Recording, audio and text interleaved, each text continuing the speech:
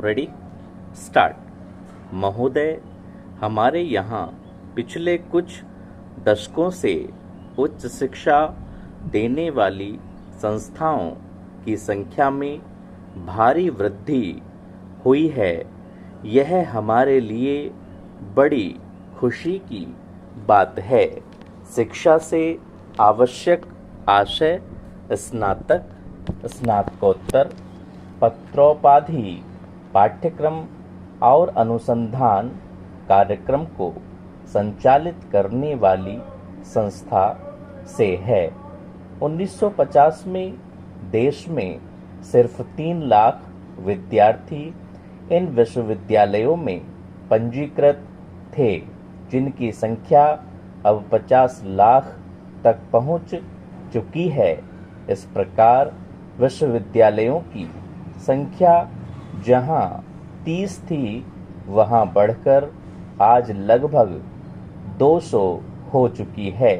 पिछले कुछ वर्षों से बार बार कहा जाता रहा है कि उच्च शिक्षा पर हो रहे खर्च को प्राथमिक शिक्षा की ओर मोड़ा जाना चाहिए। वस्तुतः यह कहना उचित होगा कि उच्च और प्राथमिक शिक्षा एक दूसरे के पूरक हैं। इनमें कभी टकराव की स्थिति नहीं हो सकती। यद्यपि राष्ट्र के निर्माण में शिक्षा की दृष्टि से दोनों शैक्षणिक धारा की अपनी अपनी अहम भूमिका है। उच्च शिक्षा में सरकार की हिस्सेदारी हो या न हो, यदि हो तो किस तरह की हो, आदि के सवाल पर नए सिरे से विचार करने की आवश्यकता को देखते हुए विश्वविद्यालय अनुदान आयोग ने एक समिति नियुक्त की थी।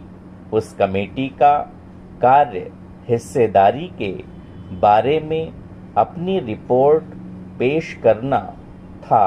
समिति ने जो रिपोर्ट पेश की है, उसमें कहा है कि सरकार को उच्च शिक्षा के साथ प्रत्यक्ष और अप्रत्यक्ष रूप से संबंध रखना चाहिए। समिति ने यह स्पष्ट रूप से कहा है कि शिक्षा के मामले में सरकार को अखंड वित्तीय सहायता उपलब्ध कराना चाहिए। इस पहल के बगैर शिक्षा का विकास संभव नहीं हो सकता है। पूर्व में उसके खर्च की भरपाई शिक्षण शुल्क से होती थी। यह सही है कि शैक्षणिक शुल्क की वर्तमान दर विगत वर्षों से नहीं बदली गई हैं। कई जगह तो स्कूल, कॉलेज शुल्क से ज़्यादा वसूल किया जा रहा है।